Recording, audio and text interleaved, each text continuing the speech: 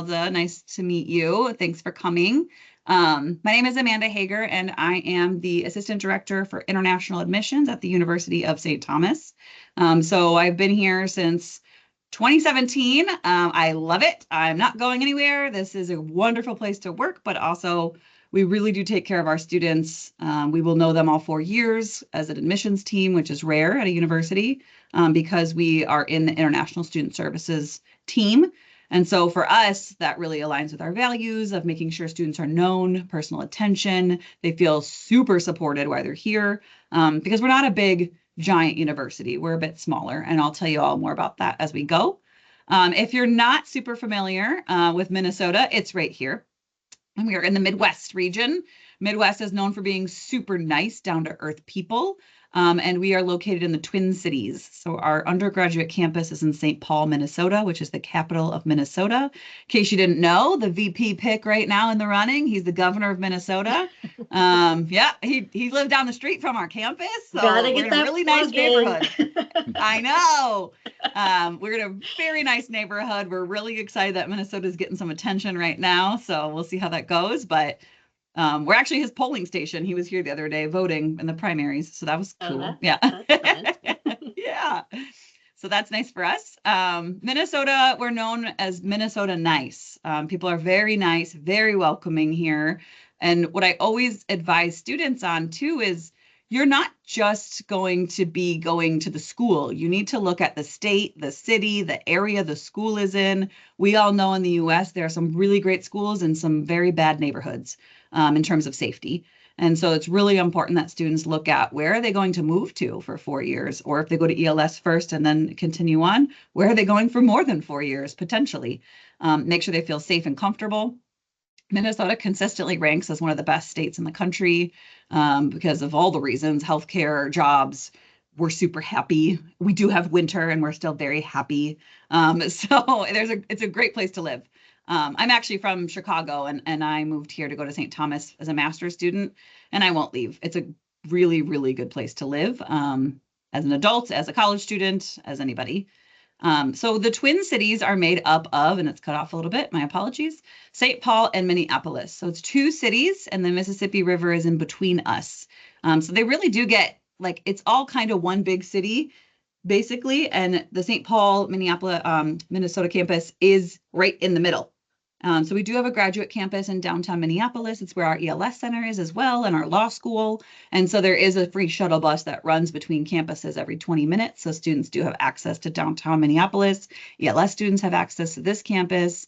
And then same with graduate level students. If you have any grad students, then they can also go back and forth. They tend to live closer to whichever campus they have class since they live off campus.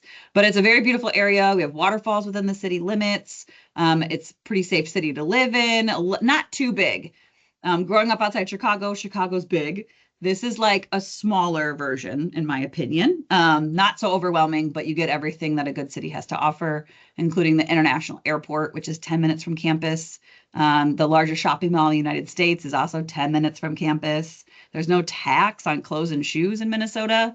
So really great place to buy your winter boots and coats at a discount, basically.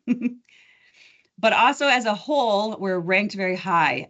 So I don't know if you saw this, but Minneapolis came out as the happiest city just this year, a couple months ago.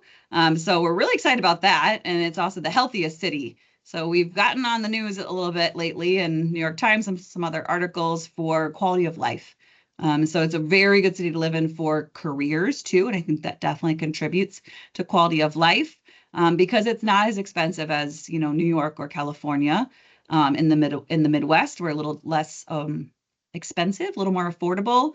And we have a lot of job opportunities as well as, support from the time they're a student to when they're a young adult working in hopefully the area. But as we know, students can work anywhere in the US on their OPT. So a little bit about St. Thomas. We are 10,000 students total, 6,000 at the undergraduate level and 4,000 at the graduate level.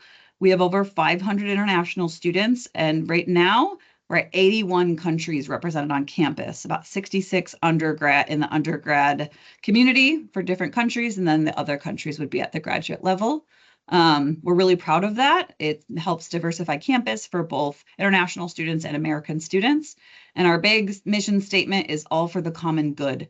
It's a lot about giving back to the community, each other, whether they do that while they're here or they go home and live out that as well. It's a big, important part of what we do here at St. Thomas. And then these are just some cute photos. This event is March Through the Arches is coming up on Tuesday as part of orientation. A lot of times students want that, iconic American experience at a university. And so the traditions that universities have are a huge part of that. So our tradition is March Through the Arches. All the international students have the opportunity to carry their flag if they would like to. Everyone gets purple shirts. International students lead in the incoming class of about 1,600 students into the university for our welcoming ceremony. There's a huge march and everyone claps and their speeches. We have these giant letters, as you can see, about St. Thomas that students take photos in front of. And then when they graduate 4 years later, they line up on the inside of the arches and they walk out of campus through the arches that way. So it's a big deal for St. Thomas, and it's an extra big deal that international students really do lead that event. So I'll share some updated cute photos after Tuesday because that's coming up real soon. Cool. And then you can see here, these are some students. This is our student union, ranked top 10 in the country. Really nice facilities. So that's something that a lot of students maybe want or should be counseled into understanding. Like, every campus looks different and the facilities that you have access to are different depending on where that student is enrolling. So St. Thomas has a lot of new buildings going up right now from private donors. We just got one of the largest donations ever for our arena. And so we're getting a new Division I arena for basketball and hockey. And then also we'll have graduation ceremonies and other big events in that arena space. And then we also just opened a brand new STEM and the arts complex. It's called STEAM. And so that's to integrate music with chemistry and digital media arts. So we have a podcast studio, but it's across from the engineering civil high bay lab. So there's all this integration that we know students are multifaceted, and we know that learning is not in boxes. And so that's what that facility aims to address and make sure that students are learning from each other in an environment that's physically set up to do that. And that just opened in January. So nice new facilities, constantly improving. We just renovated all of our dormitories and built new ones. So if that's important to a student, I think it should be. St. Thomas might be the right fit for them. And then this is our student center, as you can see from the outside as well. And then this is our campus from a different view. So you can see we are located in a very safe neighborhood. The governor's mansion is right about there. And so this is the longest row of Victorian mansions in the country, Summit Avenue, which is our address. And then there's also a tunnel system for students. So some of the dormitories you can see here, they're all connected underground all across this part of campus. So if it's raining or snowing, because we do get snow, students, they don't have to trudge through it. They don't have to be wet or cold. We have it all connected. It's kind of common in certain parts of the US, but also our winters are not as strong as they used to be. Global warming is kind of a thing. And so last winter, we didn't even really have any snow in Minnesota, which was crazy. It was colder and worse weather in Chicago last year. So a lot of times students have this notion of, oh, it's up there, it must be awful. No, it's about the same weather as Chicago, New York, all that anyways. And then you can see our pretty snow. When it does snow, it's very beautiful. We do create a 3-story Christmas tree for those who celebrate Christmas, but we have a huge celebration of World of Celebrations for our students from all different backgrounds to celebrate whatever holiday they want to highlight around the exact same time as the tree lighting, whether that's a religious faith-based celebration or something else. So all students are welcome and celebrated on campus here. And then we are a Catholic university, but what I really want to make sure is clear is there are students from all different religious backgrounds or no religion. Everybody is welcome. There's no kind of prescribed, you have to go to the chapel or do things that are religious at all. There is a chapel on campus for students who would like to use it. It's actually just really beautiful too, if you just admire architecture. But no students required to go in there. If their student is Catholic or some kind of Christian denomination, they're welcome to use that space. I've had students get married in there. I had one student from Colombia, actually. She got married in there 2 years ago to an American. It was really great. Her family zoomed in because it was still COVID.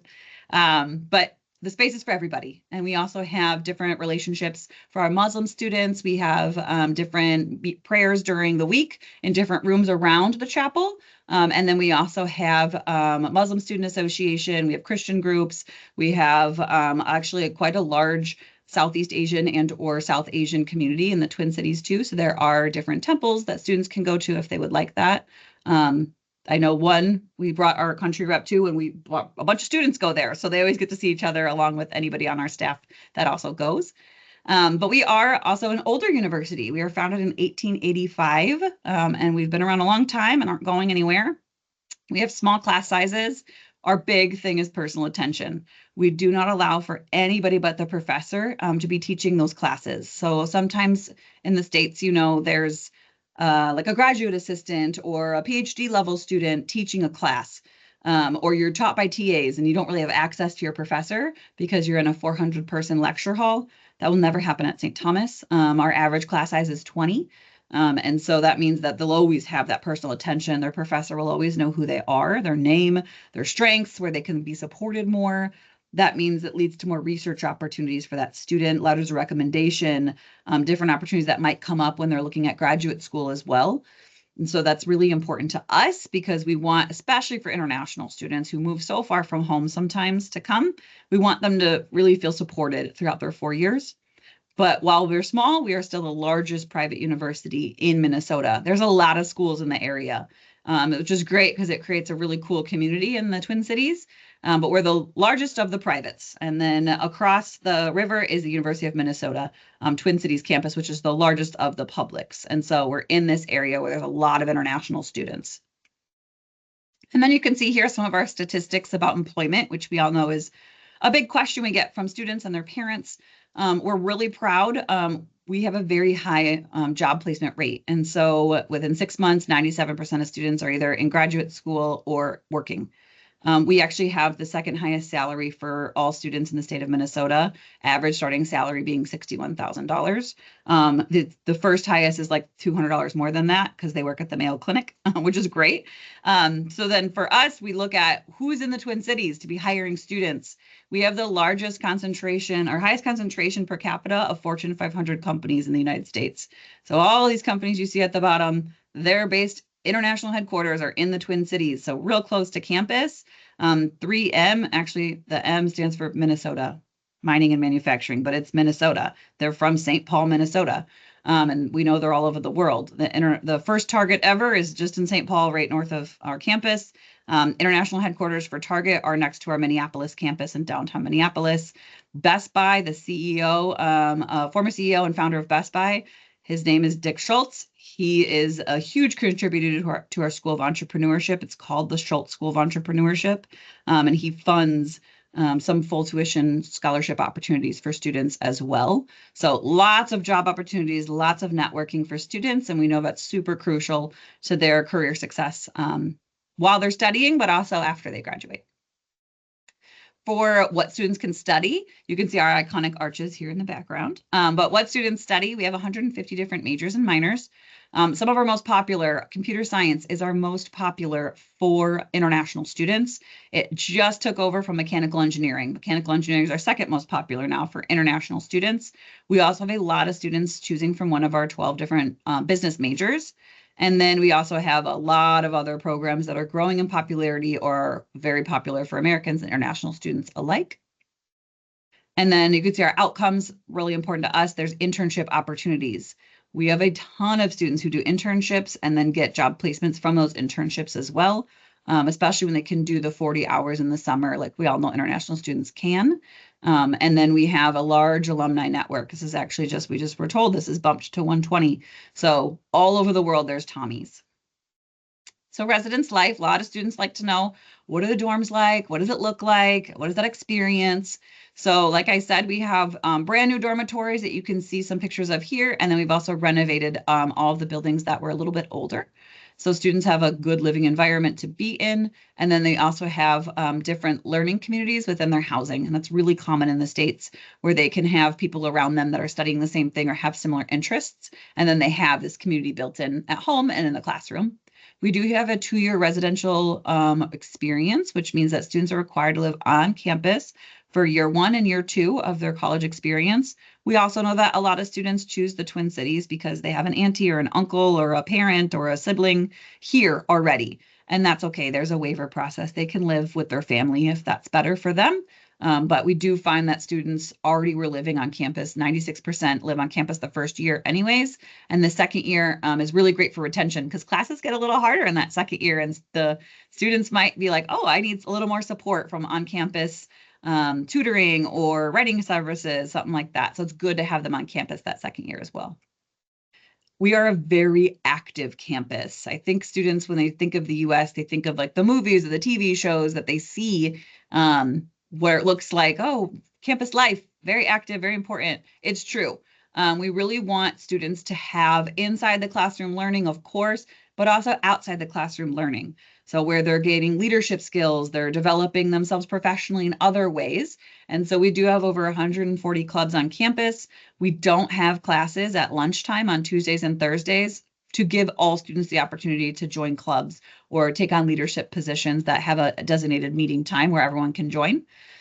So that's a really big, important part of our life. We have Asia Club is actually our largest club on campus, and it's for Asian international students and Asian American students. But we also have African Nation Student Association, Black Empowerment Student Association, Hmong Night, Ola, every club you could think of. And then there's always more because students can create their own funded clubs as well.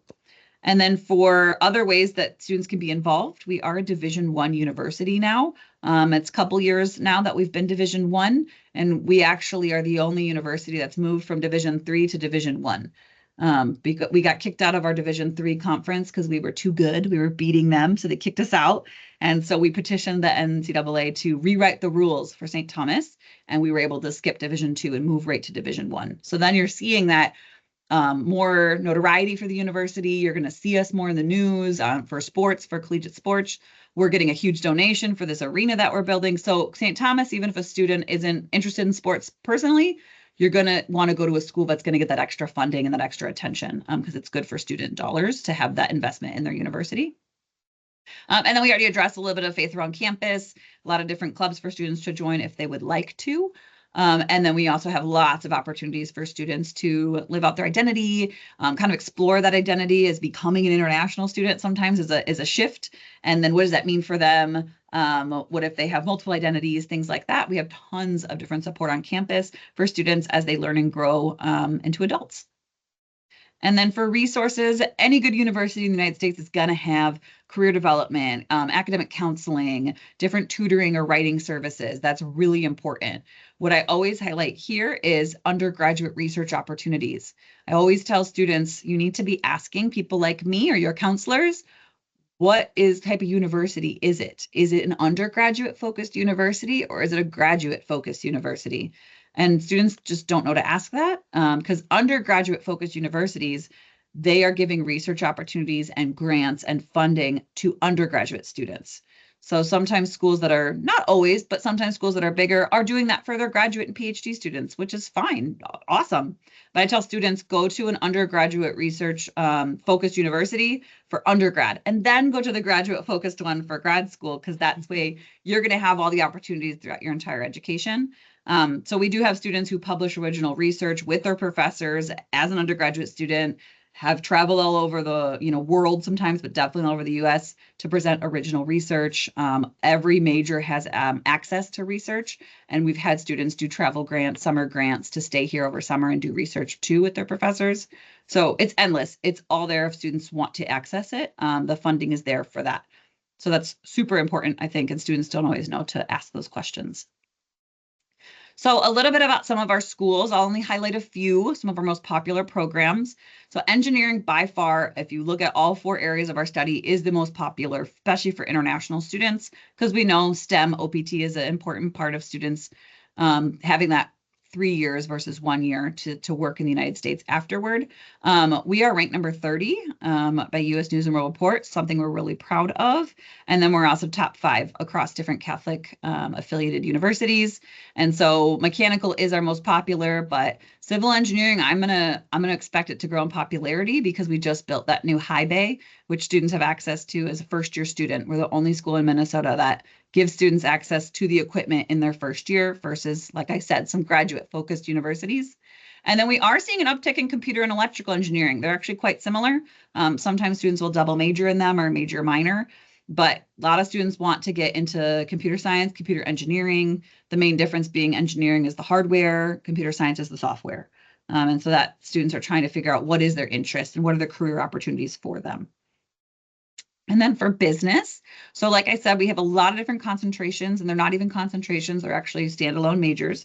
That's a recent shift for us to choose from. But what I would like to highlight is entrepreneurship. Like I said, it is very highly funded and tied to the former CEO and founder of Best Buy, who has his own very large nonprofit here in Minnesota.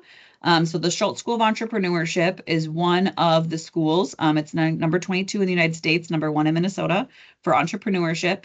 And there are a lot of different events that they hold for any student to do scholarship presentations. So for example, we have like Fowler. So that's last year we've had, you can see in the photo at the top, this is one of our students, Bemlak. She actually was flown to California to present in the finalists of some of these business scholarship competitions. And she's originally from Ethiopia, and her brother did a presentation together. It was really cool.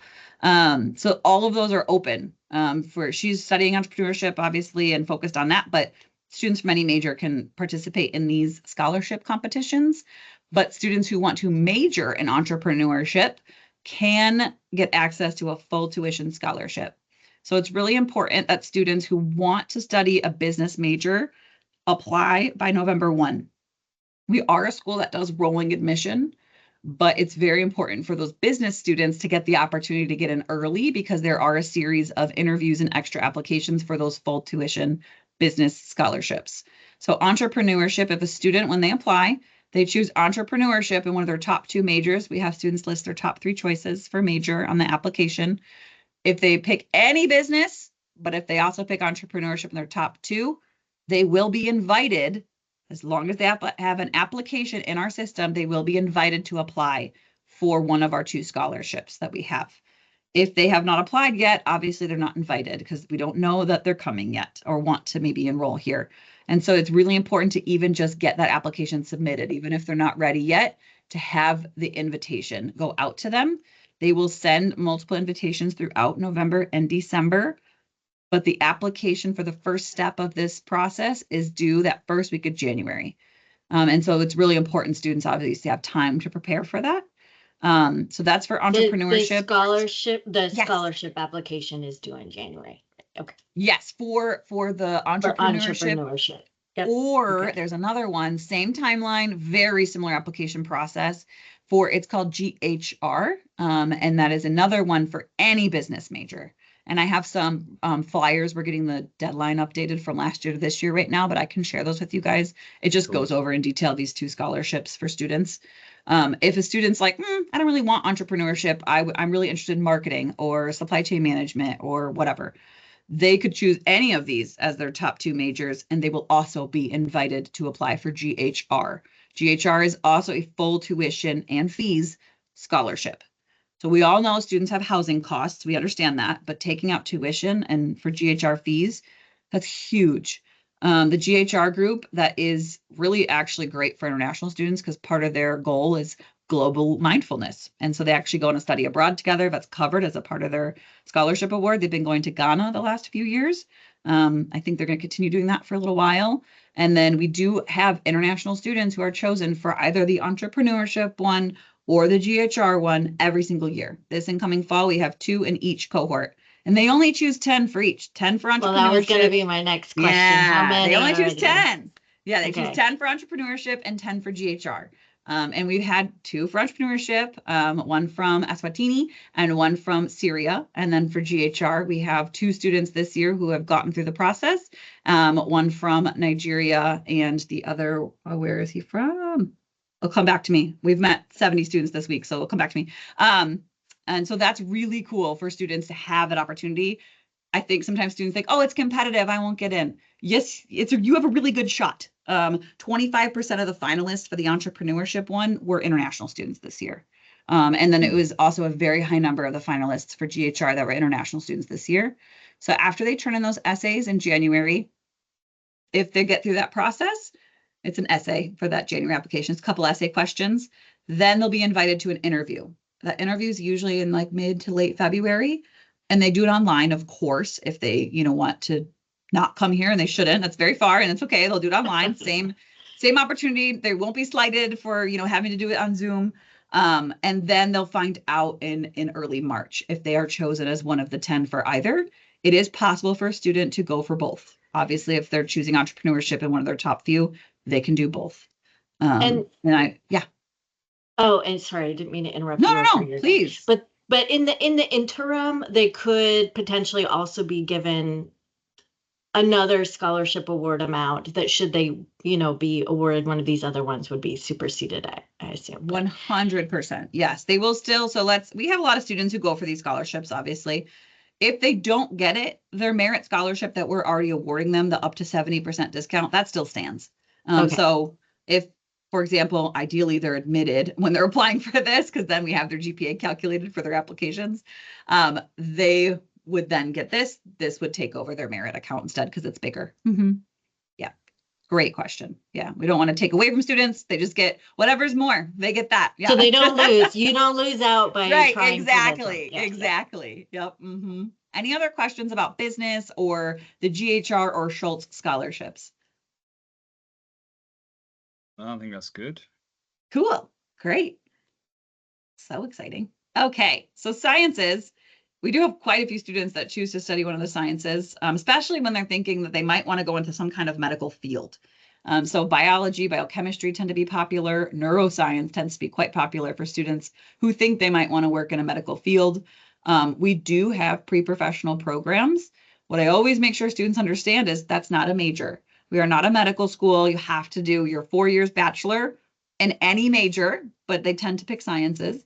And then they apply to medical school and go to medical school. It is a long process for international students, especially because they have to go faster because they have to start medical school typically right after undergrad, where many students will take a year gap so they can do their application for school.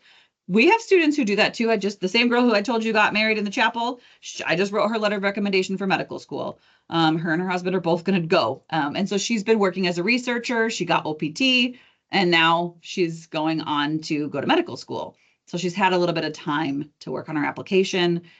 It is pretty daunting to go to medical school in the United States. I think it's really important to be transparent and honest with students so they can make good decisions for themselves. But for medical schools in the United States, there's about 150 medical colleges, schools that have medical schools in the United States. About 50 of them accept international students. And so while it's already competitive, the pool is just a little smaller for international students, unfortunately. But we have students who do it. I have had students, from Vietnam who are in medical school right now. Obviously, this girl now is trying to go as well. It's totally their decision. I also have had students who come here for their bachelor's and then they move to the Caribbean to do medical school in the Caribbean. Some really great programs there as well. It is really anything they want. We have a really amazing counselor on campus who counsels all students for pre-professional programs. And so he knows a ton. He sits with the students. He helps them through that entire process. So what basically pre-professional is a student kind of raising their hand and saying, this is my plan, I think, for after I graduate. And it helps funnel them into that support system to get extra counseling for what it might look like to continue on in some kind of medical field. What we're also seeing, if you look at the research in the United States of where are jobs, not just probably the US, but the data obviously tends to be from the US, there's a lot of medical fields that students think I have to be a doctor because my parents said so or something like that. There are so many options to be in the medical field without having to do a specific vision of what it looks like to be in the medical field. A lot of students might end up doing something with occupational therapy, physical therapy. You could even, do physician's assistant, pharmacy, all of this, where some of it's still a lot of schooling. There's this huge field that students don't always realize exists. We also have nursing as a university now, and maybe that's something they're interested in. So there are a lot of avenues to still be working, such like public health even, so many options to still be helping people in this way, but maybe not what the students always have a tunnel vision about what it might look like to help others in the medical field get a good job, Mm-hmm. Yeah. Okay, math. So sometimes we have really great math students and they have never heard of actuarial science. And so actuarial science, if you're not familiar, you become an actuary. And it's really in the simplest form, you calculate risk. You might work for an insurance company, you might work for a business. There are so many jobs, and it's something that students don't always realize as a field of study, and a great career. Actuaries make so much money. They are so well paid and they have so many job opportunities. And St. Thomas, we are very fortunate to have one of the strongest programs for actuarial science in the world. So the Society of Actuaries designates the different levels of programs, and the Center for Excellence that we have designated is the highest that you can get. We're one of about 17 in the US and one of about 35 to, I think they just added a couple. So it's about 35, 37 in the world that have this designation. So please tell students who like math to look at actuarial science because there are plenty of job opportunities for them. Every student I know that has gone through actuarial science has a great job opportunity, very often a full year before they graduate with signing bonuses. And it's just a very good field to get into. It is hard. I will warn students, it is very hard. It's very math intensive. To become a licensed actuary, there's a lot of exams students must take. We integrate some of that into the program to help students with those really tough exams that also cost money. So we integrate some of them into the program. A lot of the professors in the program were international students themselves. So that's really cool for students to have that as a professor in their life. Highly recommend it. Math and statistics are also great programs for students who maybe don't want to go the actuarial science route. Actuarial science is also a STEM major. So that's really actually all three of these are STEM majors. So that work permission. And then if you're working at a giant company, like I know Deloitte hires some of our students for actuarial science, there's opportunities for later sponsorship and things like that, which is lovely for students to have that. And then computer science, our most popular major for international students now.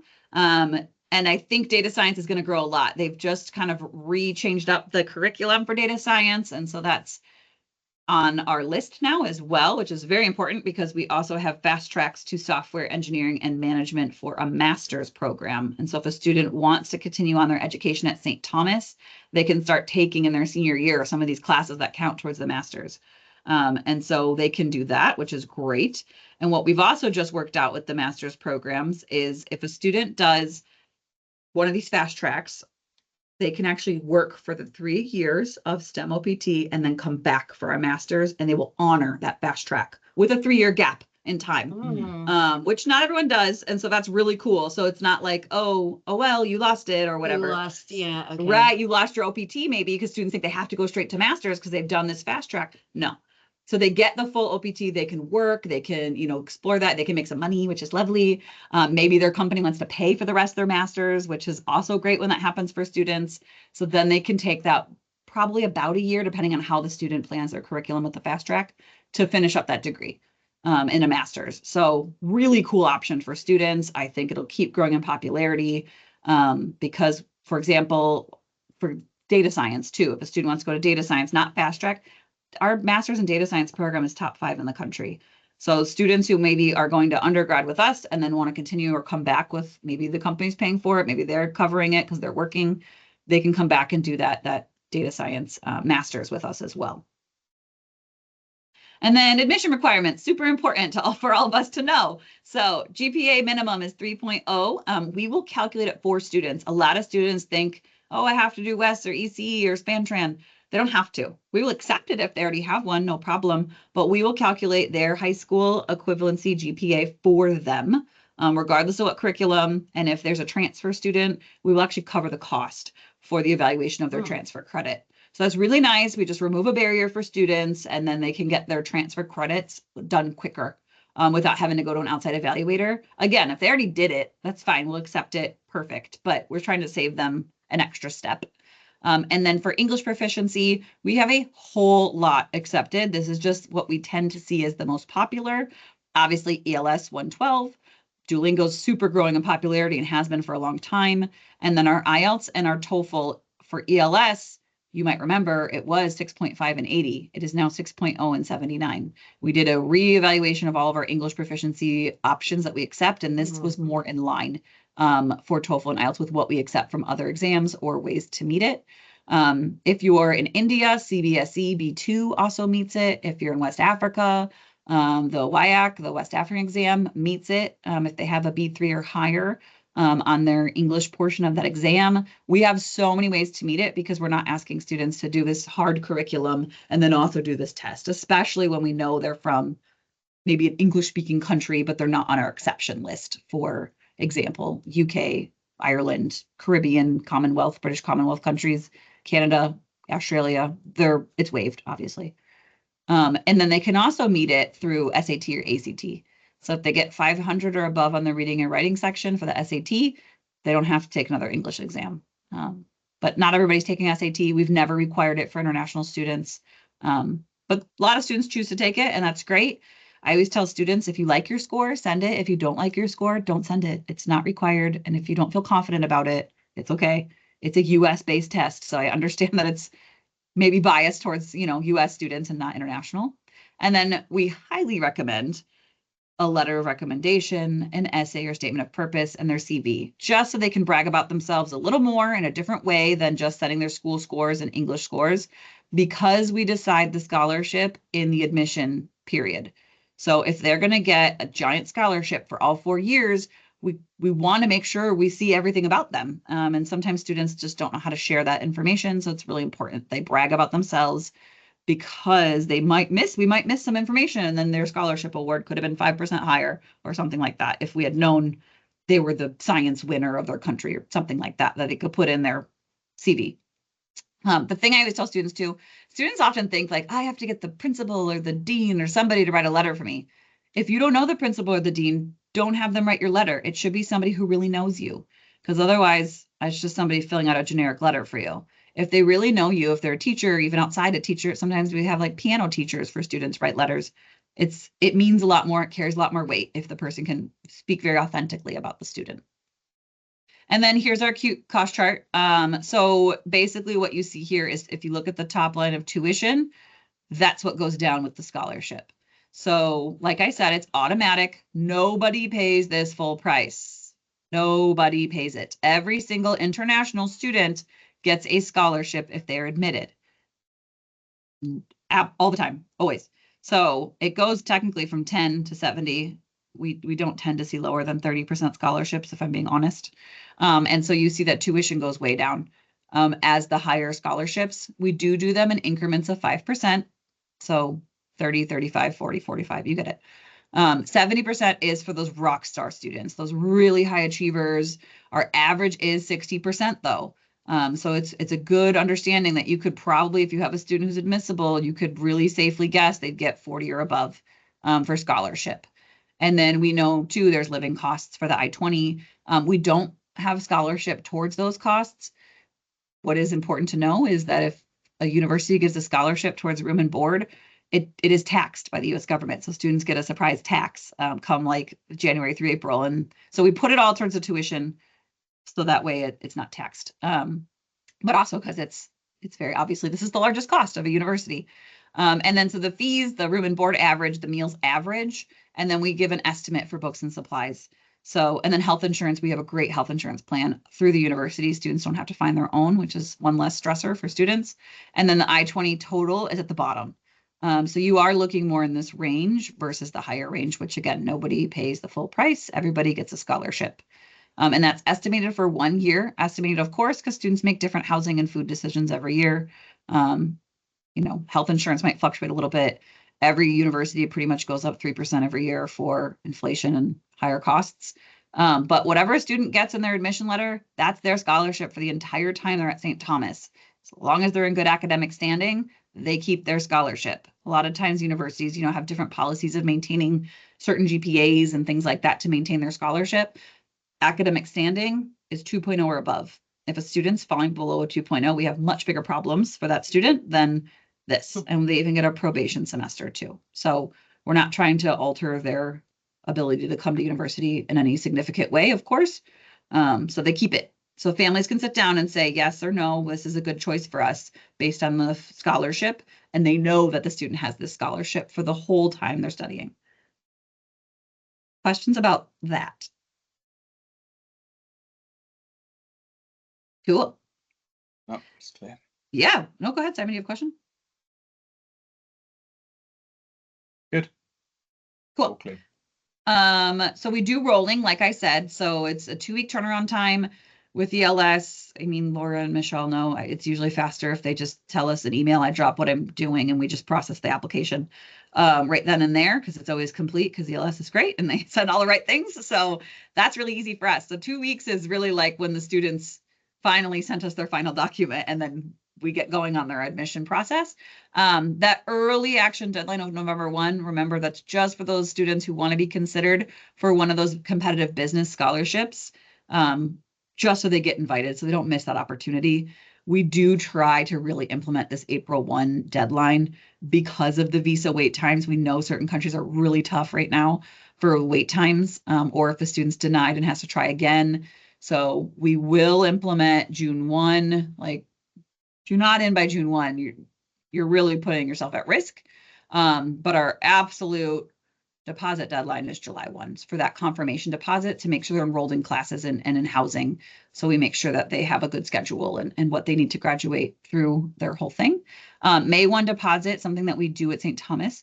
If the student is not in and confirmed by May 1, after May 1, let's say they apply, which is fine, they will have to confirm to get that I-20. And this is to prevent students from abusing the system. And so after May 1, if they don't already have their I-20, they'll have to confirm. If a student's ever denied, we absolutely refund their confirmation deposit. There's no need for us to keep their $400 deposit if they're denied.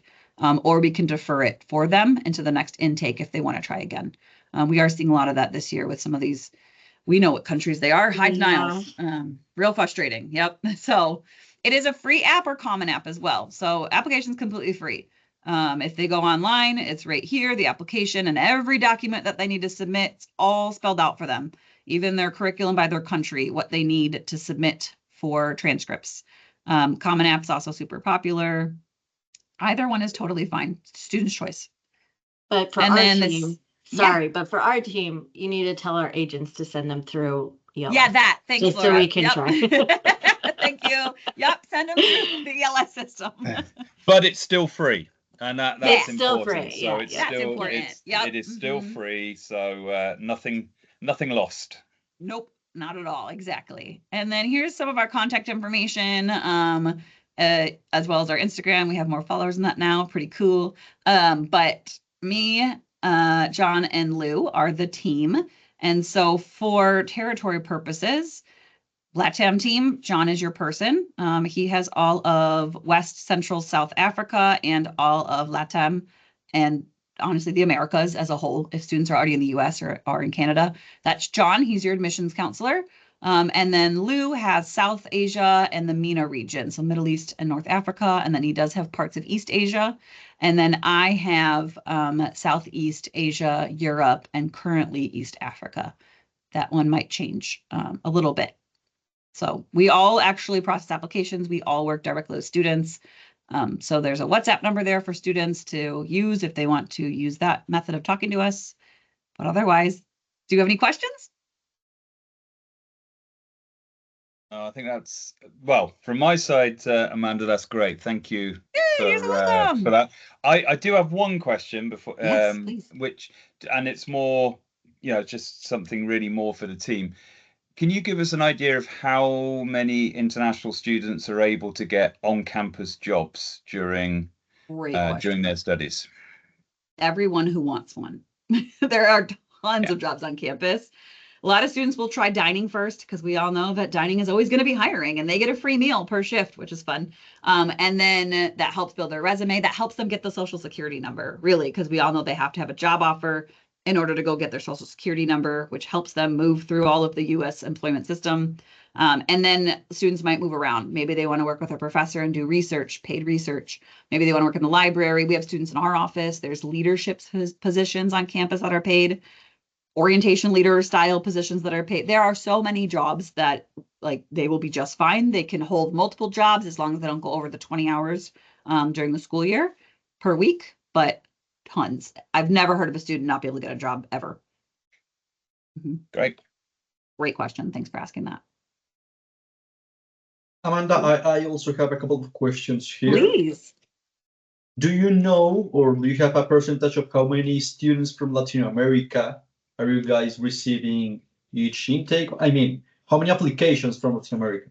Yeah, let me share something with you guys. Let me grab it really quick. So each year after the 10th day of class, which is like the federal reporting day, because students make changes sometimes during the first 10 days of school, we have a report that we create and it breaks it down by who's at St. Thomas. And so we have the 2023 one still, and obviously we'll be creating the 2024 one as soon as it is ready. So let me screen share that with you so you can see. Okay, can you see the report? Yep. In my many tabs? Okay, so this is what the report looks like. We always go over like who's here as a whole. And then it breaks down by grad and undergrad and the different visa types. Obviously, vast majority are F1. And then it does break down the undergrad, the degrees, what they're studying. See, entrepreneurship's very high. And then same for the graduate students. And then we do all of where they're from. So this is top countries total for undergrad and grad. And so obviously you look, here it is, South America. As a whole, we have 33 students on visas. Of course, we also know there's students who are from different countries that aren't on a visa for whatever reason, dual citizenship. So this is the breakdown for the entire university. And then if you keep going, it does it for each program. So this is for undergraduate students. So here's the breakdown for undergraduate students from last year. Again, it'll switch a little bit with the new intake. For example, we have 2 Peruvians who started, 1 from Ecuador, 1 from Mexico, 1 more from Bolivia. Thinking of any other countries that might have come through recently. I think that's it for this new class. Quite a few Hondurans, actually. Yeah, isn't that interesting? Yeah, we do. We have some Hondurans. That's awesome. Yep. So this is, undergrad. We have some siblings, a lot of siblings, like 2 sets of siblings that from makes Honduras. sense. Okay. Yeah, it's super cool. It's really nice for them. So, and then we keep seeing more and more. There is a very small but meaty scholarship for students who want to study Catholic studies, which is really not that hard. You line it with your major. Some students do want to do that. And if they are students that identify as from LATAM or Hispanic, I have to check on Brazil, they can get this extra scholarship if they want to do Catholic studies alongside their major. It's anywhere from a couple thousand to $6,000, I believe. It's called the Guadalupe Scholarship. And we do present that as an option to students who are through our application process. And then they're like, hey, actually, here's my funding situation. And then, hey, if this is something that is interesting to you, you can do this. Or maybe they already found it on their own because they have a specific mindset about wanting to do Catholic studies. So it just depends. Well, thanks, Amanda. You're so welcome. I have another question. I don't know if you can help me with this. Please. You guys used to have an international year 1 program. We used to, yep. Not anymore. Not anymore. Nope. Unfortunately. Okay. The pandemic, really. Very sad, but yep. Well, Amanda, here in Latam, when we are... Oh, sorry, Laura, go ahead. No, I mean, they kind of went by the wayside everywhere. It was kind of a little blip in a moment in time. And Yeah, Sorry, but go ahead. There are very few running these days, International Year 1 program, Santiago, to be honest. Trends and shifts. Yep. Yeah. Okay. Well, Amanda, here in Latin America, when we are doing our fairs, of course, we try to promote St. Thomas, But unfortunately, we don't have printed materials, so it's not always easy to encourage students or aides to actively promote St. Thomas. Is there a way for you to send us a kind of printed material so we can have for fairs or things like that? Of course. Yes, we have really great printed materials. We have like a quick 1-pager, and then we have like a bigger brochure. I can show you what the bigger brochure looks like. We have an online cute version that I think is really easy to send because it's a link. But yes, we absolutely can get that. So this is what the larger brochure looks like. Obviously a QR code to the application. All of our buildings have this style stonework on them, so it's cute. And then obviously campus is very beautiful, so that helps. Everything you need to know about how to apply and the scholarship structure, as well as quick facts about who we are and where we are. And then every major that we have, as well as a little promotion of what companies are in the area, just some of them. So cool. we can get this to you. We also have a one-pager version that's condensed. Obviously, it's majors and then admission requirements and a couple other things. And it's a little easier to print. We also tend to translate that version. So we are getting it translated to Spanish. We just got it translated to Portuguese like last week, actually. And then we also have it in Vietnamese. And we can do whatever. Obviously, it's a lot easier to translate a one-page brochure. So we can fix that. No problem. Fantastic, thanks. And the last one, Amanda, here in Latam, students that want to improve their English, they are always looking for more than just English, you know? So I don't know if it's easy to have with you guys a kind of short program or short certificate, something that we can maybe promote like, hey, go study with us 5 or 6 months of English plus a 1 or 2 month of certificate with St. Thomas. That's Good something we can do. That's a great question. We do have certificate programs at the graduate level. There's a lot of them, most of them within the engineering data science world, but it might be some in the business world too. At the undergraduate level, I think that if there is demand, we can explore it. I think what's hard is it chicken or the egg? Do we build the program and hope they come, or do we have demand and then we know we can fill the seats for that type of program? Our provost, actually an international student himself from Costa Rica, is always about new good ideas. And so if we think there's a big enough demand for something like this that we could fill the program or programs that we create, then we can absolutely explore that. Yeah, I was asking because, as mentioned, students here in Latam, they always say, I want to improve my English, but I don't want just an English program. I want more than that.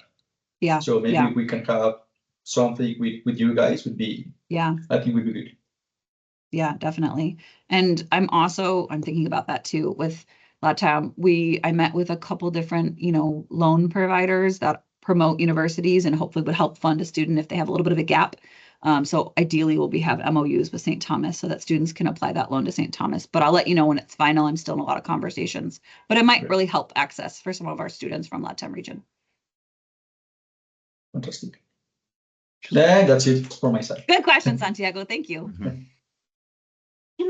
Can I ask, Simon had that prospective student, and it doesn't come up very often, but every once in a while we'll have somebody who's interested in athletics or thinks they're like a star soccer player.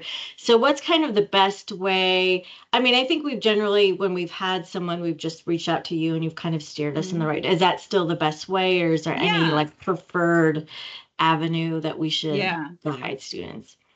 So a lot of the times it's athletics, students already, again, it's an access thing a little bit, and we know that with all things education or athletics, a lot of times students will find an athletic agent on their own, and that agent will guide them similar to how another student might work through the process. Because as we know, D1 recruiting, it starts years before a student might show up to St. Thomas. But if the student didn't have that access, Lou on my team actually came here as an international athlete himself and is very plugged in, coaches, is now the guy who narrates the soccer games. So he is the guy. If you need him to review somebody, it's kind of like he's first review. And then if he thinks it's good, he'll send it to athletics because we don't want to fill up athletics with students who aren't qualified. And that's, exactly. That's the tricky part because everybody wants to be either. I know.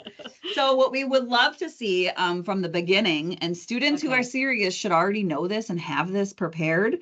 But again, we don't access an athletic resume or CV. It doesn't have to be super long.